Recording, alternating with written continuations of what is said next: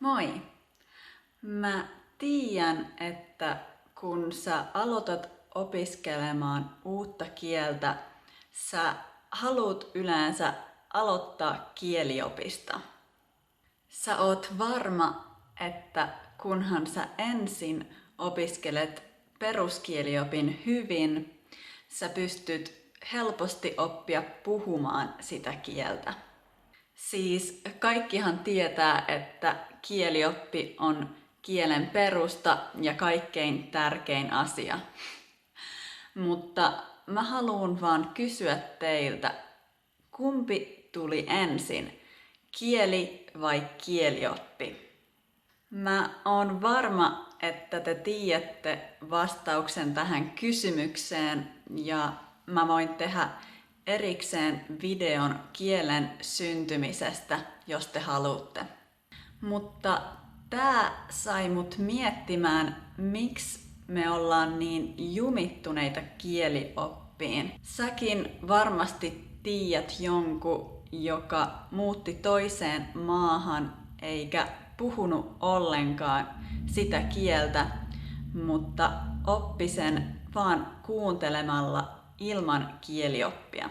Joten mun mielestä kielten oppitunneilla opettajan pitäisi luoda sellaisia tilanteita, joissa opiskelija pääsee ensin kuuntelemaan normaalia, ymmärrettävää puhetta ja sitten sen jälkeen pääsee oikeasti puhumaan sitä kieltä turvallisessa ympäristössä.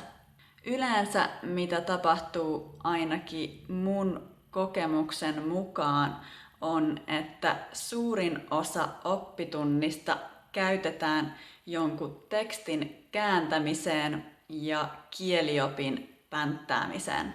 Ja sit opettaja haluaa yhtäkkiä tehdä suullisen harjoituksen, mutta miten sä voit pystyä puhumaan uutta kieltä, jos sä oot aikaisemmin kuullut sitä vaan yhden kappaleen verran 2 kertaa viikossa?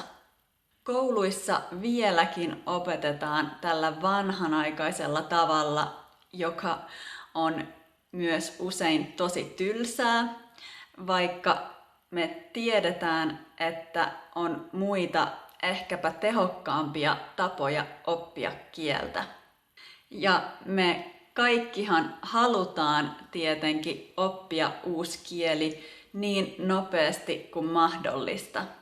Joten mä suosittelen kuuntelemaan aktiivisesti ja toistuvasti teidän tasolle sopivaa materiaalia. Jos teistä tuntuu, että teille on hyödyllistä tukea sitä lukemalla kielioppia, niin tehkää ihmeessä niin, mutta sen ei kuitenkaan pitäisi olla teidän opintojen pohja.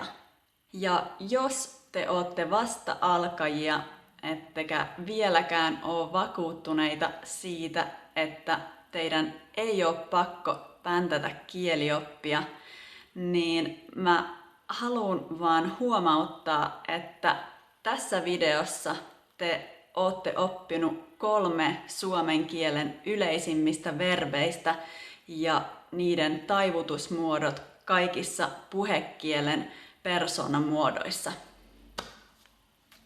Drops the mic! Kirjoittakaa kommentteihin, mitkä 3 verbiä te löydätte tästä videosta. Ja jos te katsotte tämän videon niin monta kertaa, että te ymmärrätte noin 75% ilman tekstityksiä, niin te olette oppinut enemmän kuin lukemalla jonkun suomen kielen kielioppikirjan kannesta kanteen.